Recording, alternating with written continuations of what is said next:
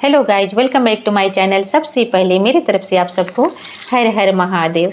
आज मैं अपने चैनल पर जो भजन लेकर आई हूँ, होली का भजन है, शिव चर्चा भजन। आप लोग लास्ट तक देखिएगा, बहुत ही अच्छा है, बहुत ही प्यारा है, भोजपुरी में। अगर अच्छा लगेगा तो लाइक शेयर सब्सक्राइब जरूर कर दीजिएगा, और अगर नए होंगे तो बेल आइकन को प्रेस कर दीजिएगा, ताकि मेरे नए नए वीडियो का नोटिफिकेशन आप लोग के पास तुरंत चला जाए। देखिए भोले बाबा गौरा माँ से क्या कर रहे हैं होली में। कर भंगिया जोगाड़, ए गौरा चढ़ला फगुनवा। कर भंगिया जोगाड़, ए गौरा चढ़ला फगुनवा।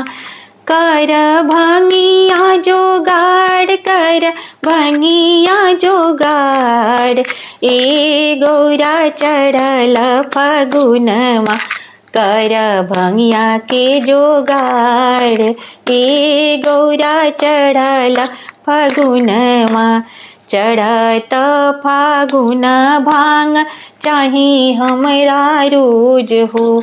चढ़त फागुन भांग चाही हमरा रोज हो। कार्तिक गणेश के भेजलावस खोज हो।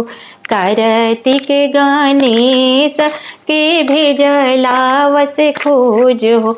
आरे अइहे सब चलवा हमार हो। आरे अइहे सब चलवा हमार, ए गौरा भंगिया मांगाद। कर भंगिया के जोगाड़, ए गौरा अइले फगुनवा। कर भंगिया जोगाड़, ए गौरा चढ़ल फगुनवा। चढ़ल फगुनवा गौरा चढ़ल फगुनवा। कर भंगिया जोगाड़, ए गौरा चढ़ल फगुनवा। एही देवलोक उड़ी रंगवाय बीर हो। एही देवलोक उड़ी रंगवा अबीर हो। लाल पियर रंगवा से रंगबो शरीर हो। लाल पियर रंगवा से रंगबो शरीर हो। आहे संगे संगे झूमी संसार हो। आरे संगे संगे झूमी संसार, ए गौरा चढ़ल फगुनवा। कर भंगिया के जोगाड़, ए गौरा चढ़ल फगुनवा। कर भंगिया के जोगाड़, ए गौरा चढ़ल फगुनवा। एही देवलोक उड़ी रंगवाय बीर हो। एही देवलोक उड़ी रंगवा गुलाल हो। सब लोग खइहे इहाँ पुआ पकवान हो। सबे देव खइहे इहाँ पुआ पकवान हो। और सब खइहे संसार हो। आहे पुआ सब खइहे संसार, ए गौरा पुआवा बनाद। अइहे ए गौरा पुआवा बनाद।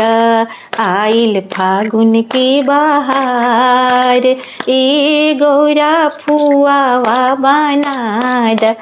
आइल फागुन के बहार, ए गौरा पुआवा बनाद। कर भंगिया के जोगाड़, ए गौरा चढ़ल फगुनवा। सब देव खइहे हमा पुआ पकवान हो। सब देवी खइहे हमा पुआ पकवान हो। अब औरी सभे भांग जरूर हो, आरे औरी सभे पिहे भांग जरूर। ए गौरा भंगिया मांगाद, अइले फागुन के बहार। ए गौरा भंगिया मांगाद, कर भंगिया के जोगाड़। ए गौरा चढ़ल फागुनवा। अगर मेरा ये भजन आप लोग को अच्छा लगा होगा तो कमेंट में हर हर महादेव मैया भवानी की जय जरूर लिखिएगा। फिर मिलती हूँ अगले भजन में, तब तक मेरे तरफ से आप सबको हर हर महादेव।